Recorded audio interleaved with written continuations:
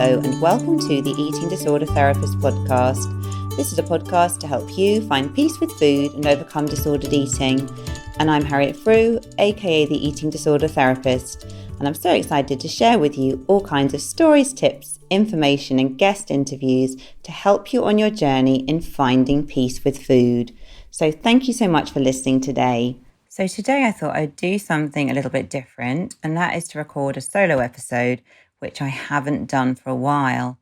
And in this, I wanted to reflect a bit on my own recovery journey as I move further and further down this healed road, and also to use this to reflect on different themes I see in the eating disorder therapy room, particularly focusing more on understanding your past, working through it and processing difficult events or traumas and ultimately moving on from these.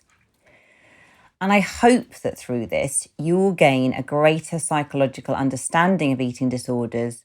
Obviously, this is skewed by my experiences, by the things that I've been through and my own experiences with clients. And this isn't going to be relevant for everyone. I fully believe that you are the expert on you. And I think you can always take what's helpful, reject what isn't helpful, and really integrate that into your own recovery process. Okay, so, there is no one size fits all. But what I do hope is that this episode will enable you to think about your journey and to understand yourself better. So by the time you guys hear this, I'm hopefully going to be in Skopalos, Mamma Mia Island with my 3 children, having an amazing time with work being a zillion miles away. So I'm really excited about this as I haven't been out of the UK since a couple of years before the pandemic hit. So it's a major novelty. And do cross all your fingers and toes for me, as hopefully we're not sitting in an airport somewhere waiting to board a flight. Hopefully we'll be on the beach by the time you hear this. So in understanding why someone develops an eating disorder, we need to go back to the early relationships, environment, and key influential life experiences. So it's remembering an eating disorder is a symptom of underlying distress.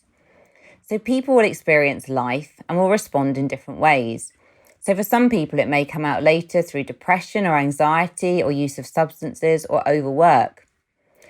Or maybe their mental health will be more intact because they've experienced some helpful and protective factors on their journey. I guess the thing I want to say here is it's so individual, and you can have several siblings who from the outside appear to be going through a similar experience, but they will each experience it differently due to their own genetics, also due to the relationships they have, due to their position in the family, due to their support network of friends. So it can be really quite variable really in terms of how people experience things differently. And I guess the important thing here is your experience is really valid. So even if it's different from someone else's, what you went through, the feelings that you have, those are valid and those need to be listened to. That's really important. Now, my personal view with all of this is that the deeper work, and I'm saying this with a caveat, when you're ready to do this, the deeper psychological work, it is a really valuable and important part of recovery. Now, you can just focus on symptoms. So with the eating disorder, maybe breaking out of cycles of restriction, managing binge eating, developing self-caring strategies, maybe challenging automatic thoughts, etc. However, although this work is really an essential component, if you don't work on the deeper things, in my opinion, you're likely to be left in partial recovery for the long term. Or what you could do as well is you might just end up transferring your coping mechanism onto something else. So it might transfer onto overwork or fitness or alcohol or substance use, to name a few. And I can think, particularly perhaps in the eating disorder space, sometimes people will transfer their issues perhaps onto sort of fitness and obtaining a certain aesthetic, a certain body composition. And that becomes, not that there's anything wrong in itself with that, but I'm talking about when it becomes the thing that you are doing to help you feel in control, to help you cope with life, to maybe kind of numb your emotions as your core form of self-esteem. That's when it can be more problematic. It's not so much the actual behaviour itself, it's more the meaning behind it. But yeah, it's not so uncommon in the eating disorder recovery space that people sometimes get massively into fitness, but maybe in a slightly unhelpful way, and that can become an obsession. But I guess my point is here that what's really important is if we do the deeper work in our recovery, we are much more likely to have a full healing experience. So we fully sort of transfer into being our much more authentic selves, finding our voice, being, having healthy relationships, the kind of wider picture of mental health, rather than getting to that partially recovered place where we are managing our symptoms a bit better, but ultimately we are still really struggling with our mental well-being. And of course, ultimately, we all want that full recovery, don't we? Partial recovery in a way sometimes is a very painful place to be because of you've almost got the worst of both worlds. You're not getting and I'm saying this within kind of air quotes, benefits of an eating disorder, because it's very questionable, isn't it? How beneficial an eating disorder is. But I'm saying that as a coping strategy, not really that they're benefits. But you can kind of be stuck in that no man's land between feeling that you haven't got the eating disorder as a coping strategy anymore, but still having loads of food rules, body image kind of criteria that you have to fulfill. And then that can be a really, really difficult place because from the outside, everyone can presume that you are fully recovered when in fact you are far from it and actually you are struggling a lot day by day. Just to say as well, I think going back as well to the other thing about sometimes when an eating disorder transfers into the fitness space in terms of like controlling your body in that way, that can be quite confusing because you might get a lot of external validation from everybody about that when you are still struggling as you were with the previous eating disorder symptoms.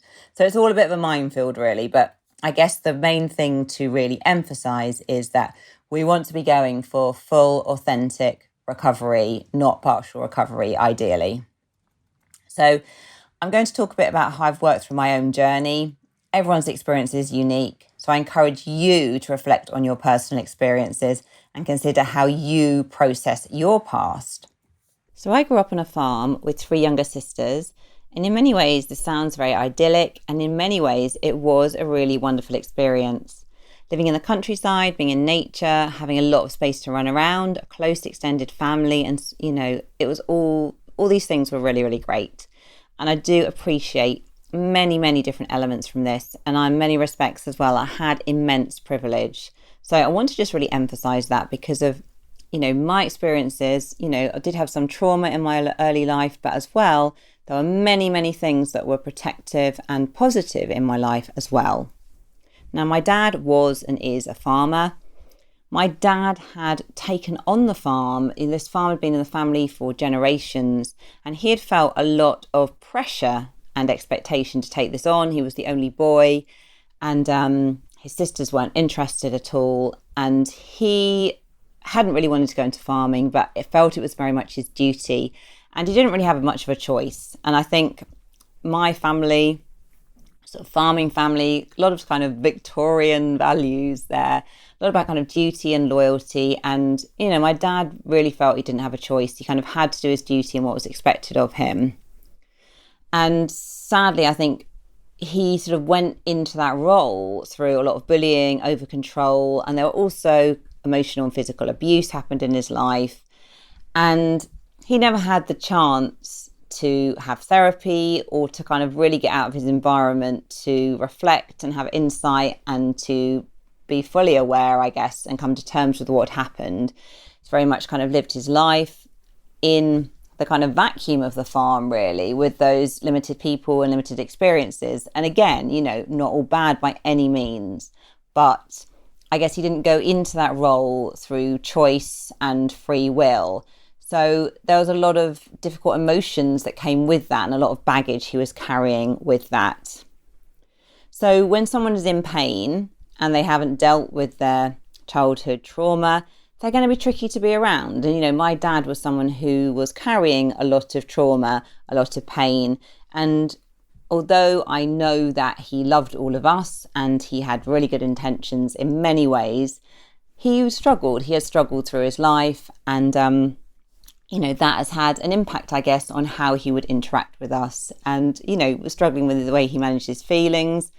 And in terms of how he related to us, after being bullied and criticised a lot himself, he would repeat that, in his relationships with his children and people around him, because it's kind of what he knew. He hadn't really experienced that sort of good enough, support, encouraging place. Now, in contrast, actually, I don't really want to say in contrast, because I don't believe in life that anything is black and white. Really, there's always nuance in this. But I guess growing up, I've experienced my mum as an incredibly loving, present person. She married young, never really had much chance to find her own voice. Very much kind of back in the day, really, where she sort of took the route that was expected of her to kind of get married, have children, to be the homemaker. And again, not that there's anything wrong with that at all. I think when someone steps into that fully with awareness and conscious choice, that's amazing. But if you're kind of going into it where you haven't really got to know yourself, where you haven't really found your own voice, where you don't know where your own strengths are, your interests are, where you're not able to set your own boundaries, much more tricky. So my mum, though, I'm wholly grateful for the fact that she never ever dieted. She had a healthy relationship with food. She cooked us regular meals, and she had a reasonably good body image.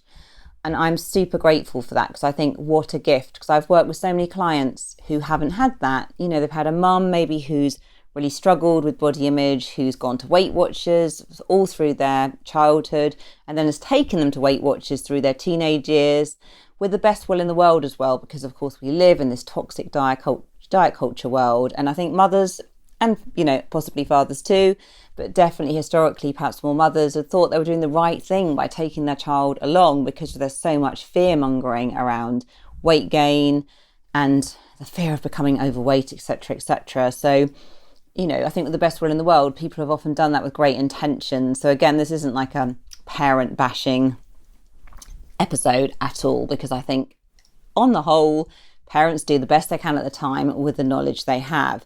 But I just want to acknowledge that if you're listening to this and you haven't if you've had all those messages around dieting and fat phobia and focus on body image, comments about your body from very young, of course that's going to impact your body image. Of course that's going to have impacted your relationship with food.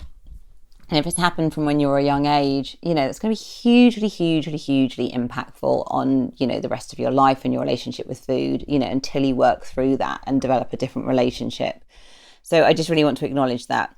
Something else that I was very, very fortunate with is my mum always cooked us regular meals. And that maybe sounds like a kind of basic thing that you would expect a parent to do. But I think, again, that doesn't always happen, because of people are busy, people are trying to juggle work, perhaps caring for elderly relatives, all kinds of other things. And, cooking regular meals isn't something that always can happen. Maybe for financial reasons, social reasons, there can be lots of barriers for that. I was really lucky. Like, my mum cooked me really nice regular meals, and we had no forbidden foods in the house. So, sorry, when I say we have no forbidden foods in the house, I mean we didn't have good or bad foods. My mum introduced us to all foods in a very food neutral way without calling it that. But, we were at peace with all manner of foods. There was no kind of guilt or negative associations around particular foods. So I was really, really lucky with that. And I am hugely grateful, because I'm aware that's a massive protective factor that's helped me and heal my relationship with food. And I truly acknowledge that is not true for everybody. So, scrolling down on my list here with my little bullet points. So although my mum had a good relationship with food, she didn't actually feel good enough in her self-worth. She was and is an absolute super carer of everybody else. She would look after everyone else, not herself. She didn't really have much of her own voice, and my dad tended to dominate, and she would very much her role was keeping the peace and smoothing things over. And again, I think, so back in the day, this wasn't such an unusual dynamic of this generation, and she was kind of doing what she knew best. She'd never really lived independently from home before she got married. She hadn't had a chance to find her feet, to find herself. Self-care and having one's own voice didn't used to be kind of normal things, which are thankfully just part of good mental well-being today. My mum was very conditioned really to be this super carer of everybody else, and that's how she sort of derived her worth. But she would not really put herself first. She didn't really have any boundaries. She would say yes to everything. And consequently, she was often like really exhausted and tired and quite burnt out from just taking on the world. So, understandably, that's going to have a huge impact on her well-being. So from this kind of backdrop of things that were going on with my mum and dad, I had my own self-esteem issues from early on. I did face quite a lot of criticism from my dad, not feeling good enough for him. And, I have huge compassion for him now, as I do understand that he was just communicating in the way that was familiar and known to him. Okay, it doesn't mean that it was okay, but he was just kind of repeating history. He hadn't stepped back and had that sort of reflection and awareness to notice to do things differently. And I, as a child and teenager, was just so desperate to please my dad. I so wanted his approval, but it was almost an impossible feat because I think, in a way as well, the more I tried to please him, the less he respected me. And it was this just sort of toxic cycle where he would probably be more bullying and then I would try to please more, and just really, really unhelpful cycle. So nothing was ever good enough. And I was on this kind of relentless treadmill, really, and self-imposed in to many extents, trying to do that, trying to win his approval. And it took me well into my 20s to actually realise that this approval wasn't coming. And that was a hard pill to swallow, really, because I think I always had this fantasy that if I got his approval, if he maybe could apologise for the things that had gone wrong, if we could kind of have this great discussion, he could like really say all the things I'd always wanted him to say. He could praise and support and validate me, and everything would be great, and we'd walk off into the sunset and have this great relationship with him. But I came to terms with the fact that in my early 20s that wasn't going to happen. And that was very, very, very hard at the time to come to terms with, because of, I think, my expectation was I'm not going to feel good enough until I get this approval. And then to suddenly realise I actually am not going to get this approval probably ever was a massive grieving process. So I found that really, really, really hard. And, there's a lot of difficult emotions I had to experience in terms of processing my pain around that, in terms of coming to terms with the relationship that I wasn't going to be able to have with my dad. And I'm saying this again with compassion for my dad, because of he was doing the best he could at the time. He just wasn't able to give me the emotional support and validation that I needed. And probably I wasn't able to communicate with him in the way that he needed. It wasn't a good match and it was never going to happen. But coming to terms with that was a helpful part of the journey. So when I came to begin to accept this, and I think this was not an overnight process, I want to really let that be known. It was also quite liberating to realise that I didn't have to wait anymore for this approval that was never coming, because of I had put my self-worth almost on hold until I was getting that approval. But when I finally came to accept that wasn't going to come, and in a way that was nothing to do with me, that was a lot to do with my dad's journey, it was freeing. It was truly freeing. So in relation to my mum, I saw her putting others first, not listening much to her own needs, people pleasing outside the family, perhaps before listening to the needs of family members. And again, doing the best she could by passing on this powerful message. But it was almost like saying, we need to please the world. You don't listen to your own voice. Make sure everyone else is okay. Don't upset anyone. Bury your own feelings. Keep the harmony. And again, this was her survival strategy. She, again, had experienced a lot of conditional love, and it was very hard for her to be herself. And she was quite conflict avoidant, found it very hard to set boundaries or to disappoint others. So she's very conditioned, really, to, just try and please the world, give everything to everyone's demands. And in a way, that was her way of surviving. But I guess it meant for us in the family sometimes, it meant that kind of other people, if they're being very demanding outside the family, they would kind of come before members of the family. And it meant it was quite hard to get your own kind of needs and your own voice to be heard. So that was interesting. So my mum was surviving though, doing the best she can. But you can see from the backdrop of my life, there were seeds planted that could have made me vulnerable to mental health issues later on. So And this is no one's fault because of, I'm a mother, I have 3 children. I'm sure I have done things that are going to make my children vulnerable with their mental health. I mean, I really hope I do try and do the best I can, but I really put my hands up and acknowledge I am imperfect. My parents were kind and loving people. They were doing the best they could. And, parenting is a hard job, and parenting isn't in isolation, is it? Like, we can have great intentions to do an amazing parenting job, but life intervenes. People have redundancies or the bereavements or, their losses or financial issues. Life, intervenes and it makes it challenging. So I want to just truly acknowledge that. So through my childhood, I was always very fortunate to have very good friends, and that's been a really protective factor for me over the years, and also having close relationships with my siblings and some members of my wider family. So again, I just want to acknowledge that, I think even if we don't always have close relationships with our parents, if we've got close relationships with other people in our lives and we feel validated and supported and loved by other people in our lives, that is massively protective, and, need to really celebrate that. So as a teenager, my sort of core issues were having low self-worth, not really expressing my feelings openly, and being quite passive in my relationships and very pleasing. So of course, this made it hard to get my own needs met. It made it hard to pursue the things I was interested in and to have confidence in my own path. But I was very fortunate not to have major food or body image issues early on.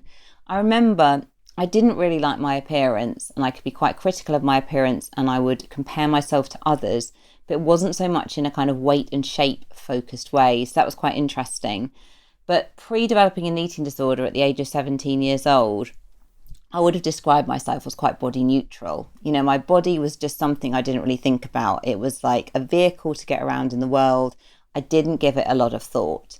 And again, I think I'm quite grateful for that, because of partly I think that was being brought up on the farm in a more sheltered environment. So perhaps I was a bit less exposed to some of the body image triggers. And also, of course, this was pre-social media, so it was easier to be a bit protected as well.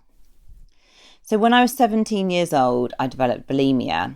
So this kind of came off the back of a very strict diet, and also going through a very painful relationship breakup, my first love, and anyone listening to this who was madly in love with their first love and then devastated by the breakup will know what I'm going on about here, because I know for me, I definitely threw myself into that relationship 200%. And then when it didn't work out, it was incredibly, incredibly painful, quite devastating, really. But also this was then coupled with lots of different difficult emotions that were going on about my future, like finishing sixth form, really wanting to go to university, but knowing that my dad wanted me to work on the farm and take on the family business. And I really didn't want to do that. But I was in so much conflict about it, because I'd been raised as the pleasing good girl who did as she was told, wanted her dad's approval. And I desperately wanted that approval as well. But on the other hand, my own voice inside had become louder, and I knew in my heart that I needed to break away, to do something for myself.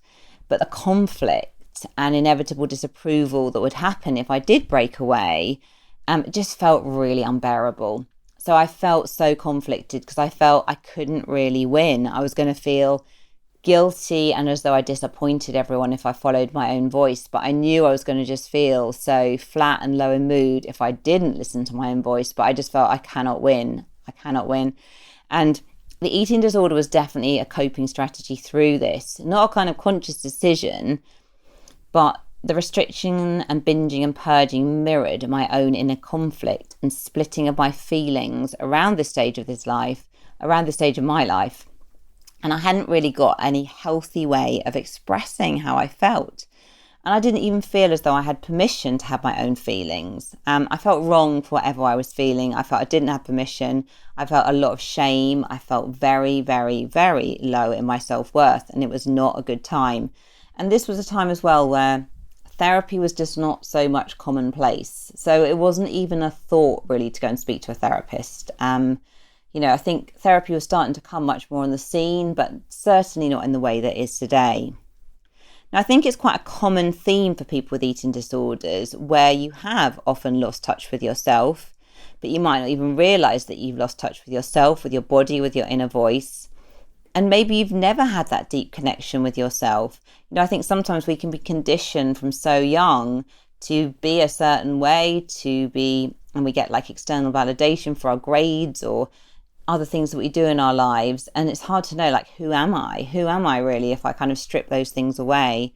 So yeah, I think definitely not uncommon in eating disorders. So you might feel that you have no permission to think or feel, particularly if it's different from those around you and people who you love and care about. And you might feel really wrong or ashamed for having your feelings. So if you're resonating with any of this, I would really encourage you to reflect on your journey, to think a bit. What were the family dynamics like when you were growing up? What were things like in the family around dieting and body image? Were there any sort of major events or traumas in the family? Did you experience bullying or bereavement or loss? Just starting to really explore the things that happened as you were growing up. And I think the important thing is your experience is really valid. Even if people around you experienced it in a very different way, your feelings are your feelings. And if something made you feel a certain way, that is your truth. And, you are the expert on you. So I'd really encourage you to be able to start to give yourself permission to have all your feelings. Now, I would say again, if this all feels a bit overwhelming and you feel like you almost don't want to open this box of feelings because it just feels too much, what you might want to do is do that within the safety of therapy, in a safe therapeutic space where you feel safe and grounded to be able to talk about some of these things without them being too overwhelming. I think, there's definitely something about timing. There's definitely something about feeling safe to be able to do that. So that's just a thought. Now, people are often a bit resistant about exploring the past and talking about the past. I think sometimes they're worried that they're going to end up in this place where they're like dwelling on negative things and like kind of ruminating, stewing in their own juices and getting in a really, really like down place. But it's not really about dwelling on things. The aim of exploring your past is not to stay in that place forever. It's about processing it, naming it, exploring it, having insight, reflecting, and then moving on. But you might have to do that kind of insight, reflection, experiencing, processing many times before you are able to move on. It's not just like you do it once and then you're clear. But what it does is it gives you that insight and understanding of your story. It's a bit like putting the cards on the table. And and again, you might need therapy to support you in that process if it feels a bit scary to do that by yourself. Now, it's very interesting as for me, the underlying emotional stuff was always quite clear. Like I kind of knew what was going on with all this kind of conflict that I was experiencing, even though I had no effective way of dealing with it. Like my emotions were just all over the place. My emotional regulation was not in a good way. And I kind of understood theoretically what was going on, but I had no means of coping with that at all. Now, interestingly, I've noticed that in therapy, that being in touch with the underlying emotions is not the case for all people. Now, I think this is my blessing and my curse. I think I am a very emotional person, which has its benefits because I am quite in touch with my emotions. I can express my emotions quite easily. I can empathize with people quite well. I have a lot of compassion for people. I feel like in some ways it's my superpower, but in other ways it's not so much, because I think particularly in the past I would often be really overwhelmed by my emotions and not be able to deal with them effectively, and I could make quite impulsive and not the most helpful decisions because I would be overly ruled by my emotions and not able to kind of tap into my more wise, perhaps rational self. And I think, we do need a balance.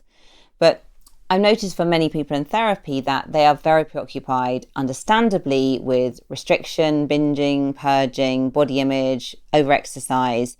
And it's almost like the thoughts around all of those things are consuming and overwhelming, that the core pain is buried. And of course, in a way, that's quite understandable because of, an eating disorder is a coping strategy. So by focusing on all those other things, maybe it's protective and stopping you having to deal with some really difficult core pain, because although it's not easy dealing with, ED symptoms, sometimes they can be known and safer and easier to deal with almost than dealing with what might be underneath that, which might feel much more scary.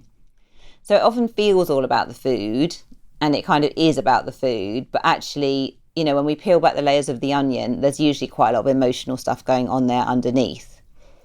So that's why in eating disorder treatment as well, that there's a balance that is needed sometimes in doing the deeper work and working on symptoms.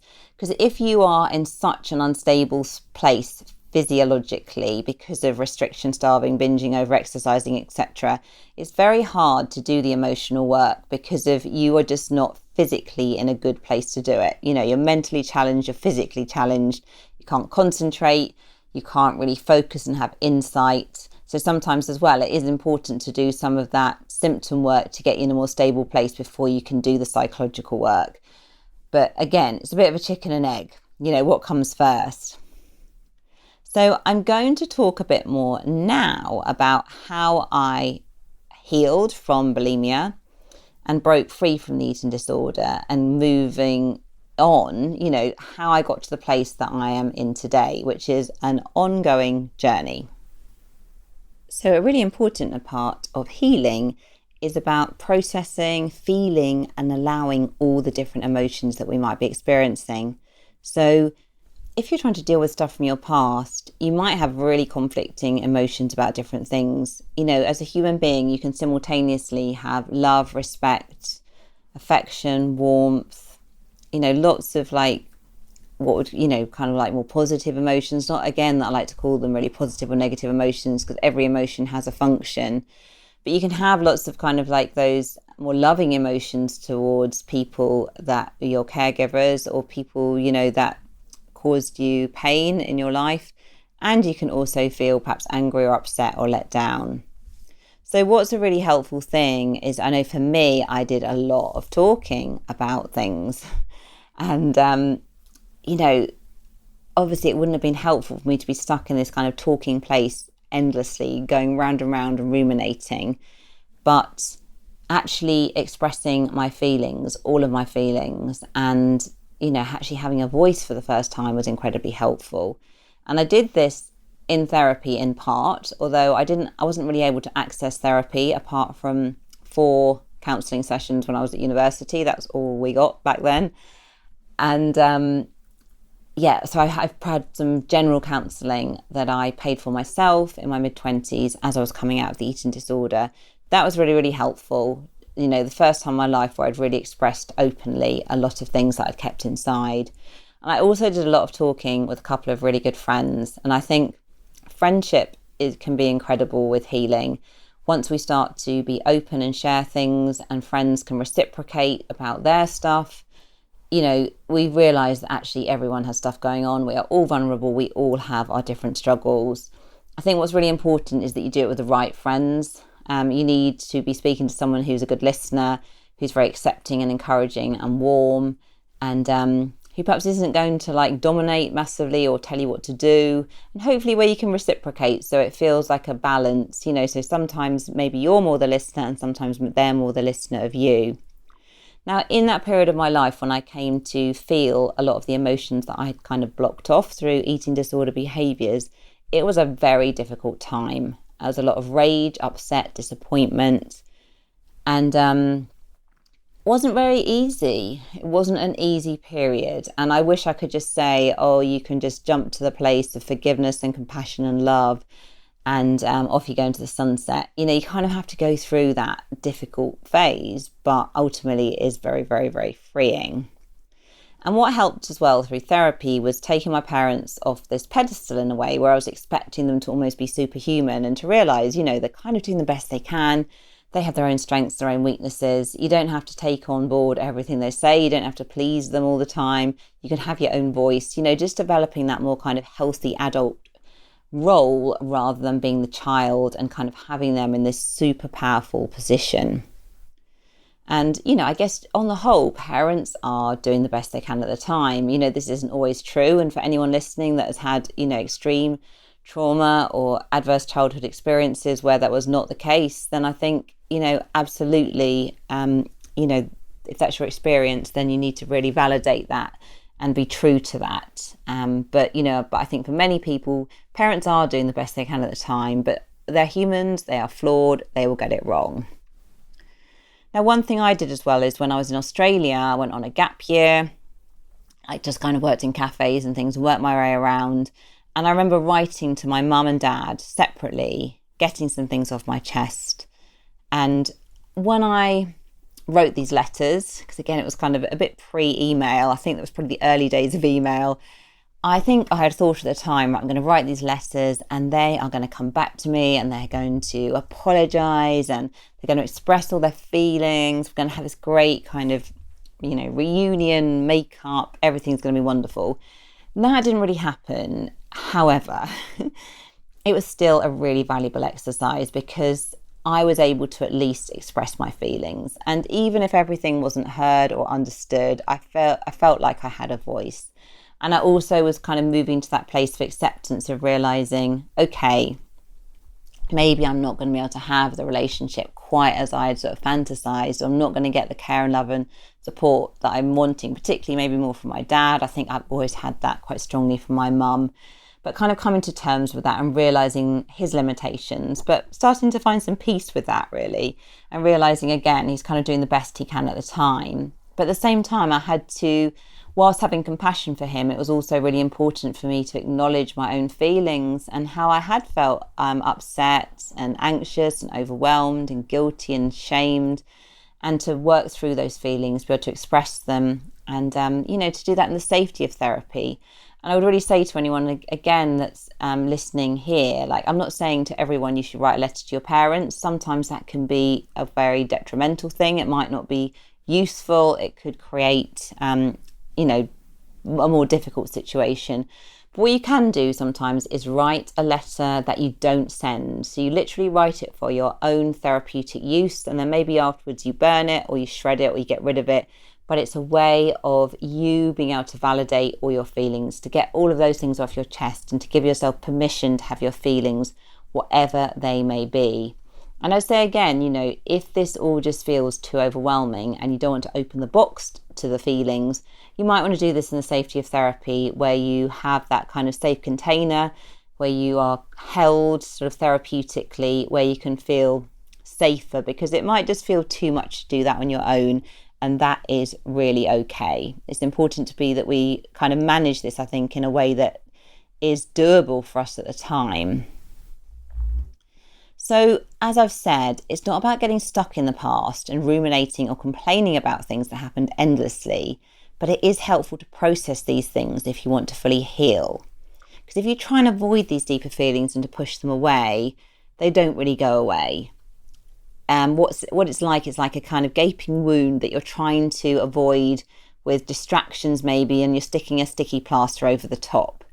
And it doesn't really go away. It's like the elephant in the room that's always there. It's like your feelings are bubbling beneath the surface, even though you're not perhaps actively thinking about what's going on day by day. But when you process feelings and express them safely, you start to clear them. You're not weighed down by the old baggage anymore, and it frees you up to move on. And this is truly, truly liberating. And I think every time you share your story, you begin to dilute the pain and process what's happened. And this does take time.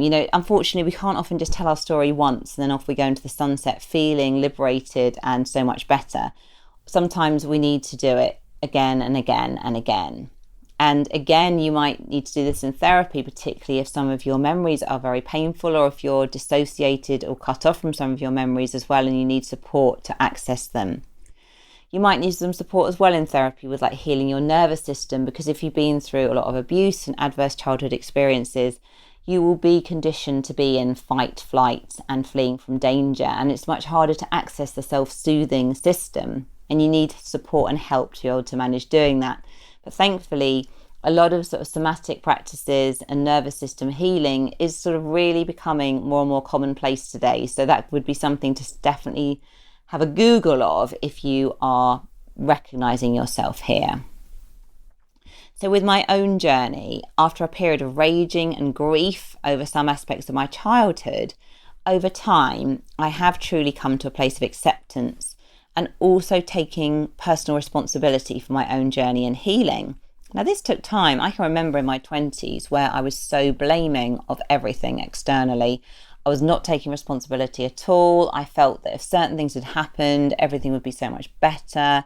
Very much the blame was outside of me. And the tricky thing with that is it places you in such a powerless place to have control and agency over change. And actually, once you start to take responsibility, as painful as that can be and as hard as that can be, it's actually very, very empowering. So working through this process, I have huge love and compassion for my parents, but I couldn't jump to that stage without going through that kind of icky part in the middle of feeling the rage and upset and distress and anxiety and guilt and shame. It was part of the process. And it's an ongoing journey today in my healing. And I wouldn't really talk so much about my past anymore. I feel I've done that to the death. I've moved on that and moved on from that. I've created a different future. But however, I still continue to struggle with some people pleasing, sometimes being assertive, some of those core pain issues. And I need to keep working on those things today because although it's now nothing to do with my parents, in terms of how I have internalized that early parenting, and then in terms of how I show up in the world, I can be vulnerable to repeating those old patterns and not being in such a great place. So I need to continually work on that. And that is through journaling, through listening to podcasts, through spending time every day being reflectful and insightful, to think about what's going on in my life and notice what's happening to me psychologically, to spend a bit of time doing that. And that can all feel like effort. But the trouble is, if we don't put that effort and that work in, it doesn't just go away. It will build up, and then you can be really vulnerable to maybe relapsing into old eating disorder behaviors or struggling with your mental health in other ways because of those feelings will come out in some shape or form, or if you're not kind of voicing in your needs, you're not being authentic, it's going to kind of creep out in other ways, and that is not so good for your mental well-being. Now, the next thing I want to talk about, which is a symptom-related issue, and I've said here that I'm going to be talking much more about the deeper stuff, but I just want to mention the symptom-related issue, which can be really helpful if you're going to be able to do the deeper work. Because if you're not managing your symptoms, if your brain is really starved, if your physiology is really unstable, if you're missing meals, if you're not doing regular eating, if you are over-exercising, if you can't concentrate, if you just can't hold attention on anything, you can't reflect on things, you're feeling cold all the time, you're preoccupied with food, it is almost impossible to do the psychological work and the emotional work because of one, it's really hard to have insight and to reflect. And two, if you do it, you probably are not going to have much emotional resilience to deal with all of that because of you are physically and mentally not in a good place. Now, for my journey, I stopped restriction and practiced regular eating, and I allowed my weight to pretty much restore to a healthy place for me before I went off to university. So this gave me so much more physical and emotional resilience to handle the emotional aspects better. And of course, it wasn't a smooth and linear journey. When I went off to uni, I was just under my healthy weight and I was still quite preoccupied with body image. However, I was eating normally enough to function, to study, to socialise, to make friends and to have some sort of life. So those were all really then protective factors, because if I hadn't been eating enough and I was so preoccupied with food, I would have been really isolated. I probably would have been missing lectures. I wouldn't have been socializing. I wouldn't have been able to make friends. And then that would have all really impacted my mental well-being. And then the eating disorder symptoms would have probably reared their head all too fully again. So when I went to uni, I was still experiencing the conflict about this decision. So obviously I went to uni, but I had gone against my dad. So I was living with his disapproval. And I found that really, really, really hard. Although I'd made the sort of liberating decision to go off to uni, I felt a lot of guilt for that. And I felt that I'd done the wrong thing. I still felt very, very, very conflicted. But because I was more weight restored and I was in a healthier place physically and mentally, I was able to talk more openly to people around me and utilise more helpful coping strategies. and my ED behaviours were significantly reduced to how they'd been before. I was occasionally binging and purging, and perhaps particularly when alcohol was in the mix. However, I wasn't purging my emotions or needing the eating disorder in the way I had before, which was really, really helpful because of, I guess, if I had been dealing with that emotional conflict and I was still physically very unstable, I would have used the eating disorder behaviours as a way of gaining relief from those intense emotions, and it would have then exacerbated all the symptoms a lot more, and I then would have just been in such a dark place. So although I wasn't in the best place in terms of recovery, I was in a better place, and that gave me positive momentum towards, learning to deal with healthier ways of coping. So that was a lot through just the unsexy work of recovery, of regular eating, keeping blood sugar stable, restoring to a healthy weight, starting to allow in my old forbidden foods, placing less value on body image, and starting to divert my interests out in other areas. So I'm now going to move on to talk a bit about body image. And of course today, particularly treating people with eating disorders with social media and all the pressures that come with that idealised perfection that is thrown in our faces all the time, it is no surprise that people struggle with body image and comparison and all those things. Now, back in the day, I did grow up with Kate Moss, Victoria Beckham. I think they both would have been in my school year if we were in the same place.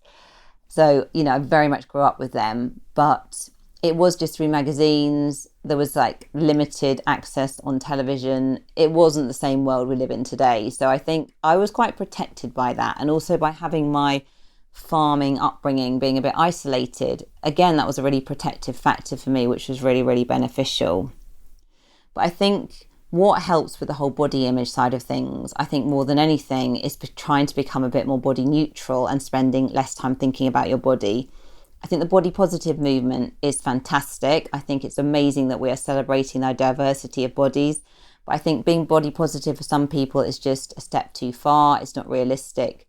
And also by being body positive as well, we are focusing a lot on our body as a means of judgment, deriving worth. Again, the body is a big focus. Whereas I think in reality, what really helps and what really helped me with eating disorder recovery was getting really excited and inspired about other areas of my life, like my career, my studies, my going traveling, my hobbies, friendships, relationships. All those things became areas where I really wanted to invest in. And actually, as I invested more in those, I got rewards back from those different areas and built positive momentum, and I just wasn't focusing so much on my body.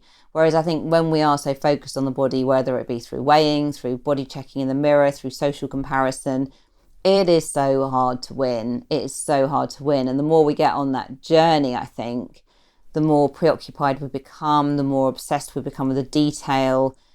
It is just so hard to win. So I'd say a real goal with some of this is body neutrality, just starting to focus on other things. So just be so aware of anything that can trigger you day by day and start to be ruthless with cutting out those triggers, because it's all very well maybe doing a cull of your Instagram feed, but then if you are around somebody who is massively triggering for you on a daily basis, maybe you need to really think about your contact with that person and how you protect yourself and having some boundaries there.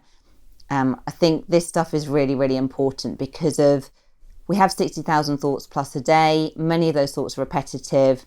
The things that we expose ourselves to in our environment have a huge impact on how we think, feel, and behave.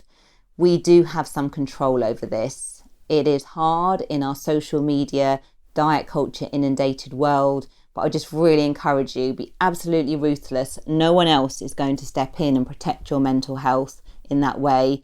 You need to become an agent of, empowered in your agency to take control of some of this. And I'm saying this truly acknowledging how hard this is. But there's a lot that can be changed when you really step into this place. So body neutrality, I would say, is the way to go. Okay, so what else really helped me in my recovery as well? So when I was living in London, when I was 24, I was still bulimic. I was in doing a master's. I found it very high pressured. I had some real conflict about whether I was doing the right thing. I was also in an unhealthy relationship, which was causing me conflict, and also involved with a religious organization, which, nothing against religion here, but for me at that time in my life, it was not the most helpful thing. So I had quite a lot of chaos and instability when I lived in London. What I did is I finished my master's, I came back to Cambridge, and then was like living back on the farm for a brief period, which again, you can imagine had its pros and cons. However, what it did really give me was stability, routine. I got a temping job. I started a new relationship which was much more healthy. I had structure, routine, stability in my everyday life. My mum was kind of cooking me nice meals. You know, all those things were really, really, really helpful. And I think, I'm not saying that stability and routine can cure an eating disorder, but I think there's something about your environment and having some kind of stability, some kind of routine, which can be really, really, really helpful. And having people around you who are supportive of you, and having structure, having purpose, and maybe being removed from a situation that is high stress. And I'm not saying that we should be avoiding stress and being closeted in cotton wool, but at the same time, it's about kind of manageable stress, isn't it? And I think for me, when I look back then, there were some things in my life in London that weren't really that helpful. And I was dealing with them a lot on my own as well, which was not a very helpful way of coping. Another big area for me was shame reduction. I used to really feel that I was worthless, that there was something wrong with me, that I was flawed in some way, and I would be super, super critical of myself. I was adept at noticing all my perceived flaws. I'm not really talking so much about what I looked like. I'm just talking about myself as a person, and not very good at tuning into my strengths and qualities. And an example of this, which I probably mentioned on the podcast before, is being incredibly hard on myself that I was not good at maths, when on the whole, I'm quite fortunate that I kind of thrived in the academic system in the UK. I enjoyed school, did reasonably well. I was not a straight A student by any means, but I managed to get some exams so I could get on to the next stage. But I was always struggled a bit more with maths, and I would focus incessantly on that. And I remember when I worked in a pub when I was about 20, and I would be berating myself for the fact that I couldn't do mental arithmetic really quickly in my head. And I completely ignored the fact that I was good with the customers, that I could build rapport, that I was kind of energetic and smiley and worked really hard. I just focused on this one perceived flaw that I felt I had. And I guess a lot of my healing journey as well has just been coming to terms with who I am, my strengths and my weaknesses, you know, to be able to recognize the things I'm genuinely good at and to step into those things and to appreciate those things, but also to realize that I don't have to be perfect. I don't have to be good at everything. And actually it's okay to be weak in certain areas because, you know, thank goodness it makes the world more interesting. And there's plenty of other people that are really good at maths and can step into those jobs or roles. And I don't need to be like really good at everything. So I think for me, like I used to feel so much shame about who I was. And I guess a lot of that come from my early roots, but starting to sort of dismantle that and to offer myself much more acceptance and compassion. And I think I remember having this kind of realization in my 20s of just noticing how much more forgiving other people could be of themselves, you know, just beginning to laugh at themselves, being much kinder to themselves, and just thinking, Harriet, you could do that too. You don't have to be going around with this super critical voice beating yourself up all the time because it is not serving you. And that was a bit of a breakthrough moment. And I'm not saying I've completely got that sussed and completely there with that, but I am so much better with it. And I'm telling you that once you start to be much more compassionate with yourself and accepting of yourself, you know, life is very different. It's actually much more joyful and you feel much more content. So if you notice yourself there, I would just really encourage you to to work on beginning to accept yourself, to be able to kind of really notice quietly your strengths and qualities, notice the other things that your friends, the things that your friends would say about you and appreciate you, and start to let that good stuff in. And if you are being really hard on yourself in one area, notice maybe where's that coming from? Is that from kind of early voices? Actually, do you have to hold on to those projections, those thoughts anymore? Can you start to be a bit kinder to yourself and let them go? Okay. And the last area I want to talk about in my healing journey is finding my voice and stopping people pleasing.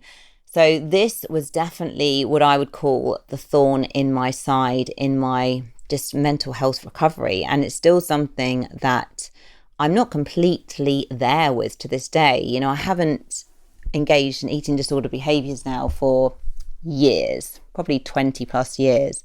But I still struggle sometimes with people pleasing and being able to assert myself, find my voice, almost give myself permission to speak up and not have to kind of default to the old toxic people pleasing way of coping. Now, one thing that really helped me with this is I used to think that people pleasing was effective. I was addicted to the short-term buzz that you get by kind of gratifying other people's needs. And, I enjoyed people pleasing to some extent, but that was always very short-term because afterwards I would often feel resentful, hard done by. And I also felt very isolated and alone because of people were only seeing the pleasing side of me. They were not really seeing the whole side of me. So then you start to feel a bit like a fake. You feel that people's acceptance of you is conditional, and then you have to do more people pleasing, and it is a horrible cycle. But one thing I've really found on my healing journey with this is that actually people generally do value authenticity and being real. And actually I know myself, when I come into contact with someone who today is struggling with people pleasing, it's very confusing being on the receiving end of that, because you almost kind of get a sense that what they're saying isn't quite authentic, but it's really hard to put your finger on it. And it's really hard to please. It's really hard to be able to kind of meet someone else's needs when they aren't clearly expressing them themselves. It's a very confusing place to be. So yeah, that's helped me a lot in being able to start to let go of that. I still feel guilty sometimes when I don't please, but I recognize that is kind of trauma guilt. It's not really effective guilt, which I should be carrying day by day. So when the guilt feeling comes, I'm able to kind of recognize that and appreciate that's not really relevant. That's just something from my past that is a very vulnerable spot for me, and it will keep coming up probably, but I don't have to associate with it in the same way. So I recognize it, that guilty response is often a sort of childhood traumatic response. I can respond now as an adult, and I can let that guilt go or not engage with it in the same way. What I do as well to find my voice and stop people pleasing as well is I journal daily. I have to write things down. I have to reflect on them. I find sometimes if I'm too much in my head, I don't really know what I think. I overthink it, and then I tie myself up in knots. When I actually put pen to paper and actually get things down, I start to get much more clarity. And I would say with this as well, particularly if you're an emotional person, as I would describe myself as an emotional person, you want to see what you tend to write consistently in your journal. If you're having an emotional day where everything feels a bit out of proportion and overwhelming, but you're finding those thoughts and feelings are just coming up on that day and it's not a true reflection of how you feel in the bigger picture of life, then you can see perhaps perhaps those aren't consistently the thoughts and feelings that you're having. But when you start to journal and you see a regular pattern of things coming up, when you start to kind of access your own voice, your own thoughts, you can start to have more self-trust, and you can start to realize what is important to you, what you do think, what you do feel about things. And this is like an emotional muscle that needs to be worked and worked and worked again. And it's hard to do if you weren't raised in an environment where you were encouraged to reflect and talk openly and to express your feelings. Sometimes you just won't know. You'll feel like rabbit in the headlights. You might dissociate if someone asks you how you're feeling. So it's a drip process that you have to just do one bit at a time. But journaling can really massively help with that. And again, you might want to go to therapy if it feels like it's just too much to open this box. You might want to do it in the safety of therapy where you have the support to do that. And another way to do all this that's helped me with people pleasing and finding my voice is just to speak assertively, to tell people how I feel, where I have that trust and support and care and acceptance, where people that will listen, that will ask open questions, that will be encouraging, that are not encouraging the people pleasing, that want you to be the most authentic version of you. And those are the people that you want around. People that start to reject you when you're not people pleasing, they aren't really the people that you want in your life. So that's just a thought to take away with. Okay, well, I hope you have found some of this helpful. Obviously, this is my experience, so there'll be some things in here that might be very relevant for you. There'll be some things in here that are not so relevant for you. So what you need to do is take the parts that are helpful, don't take the parts that are not so helpful, integrate the parts that are helpful into your own journey. But ultimately, this is about you reflecting on your journey, thinking about your own early experiences, things that have impacted you, starting to really reflect and be tuned into your story so you can make sense of things. And again, it's not about stewing in your juices and going round and round in circles, but it's about beginning to understand yourself much better, to have more compassion for yourself. And then once you are more tuned into your story, you're expressing your feelings, you can start to work through those in a safe way, whether that be through journaling, whether it be through going to therapy, whether it be through talking to a good friend, or whatever other ways that you find are helpful for you. Okay, well, that's all from me today, and I will catch up with you guys again soon. So I hope you enjoyed this episode, and thank you so much for listening. If you're not following me already, do seek me out on Instagram at The Eating Disorder Therapist. And for further support with your relationship with food, do go to theeatingdisordertherapist.co.uk. If you're enjoying this podcast, I'd be so grateful if you'd follow, rate and review, as it helps it reach so many more listeners. Thank you so much for listening today, and I look forward to sharing another podcast episode with you very soon.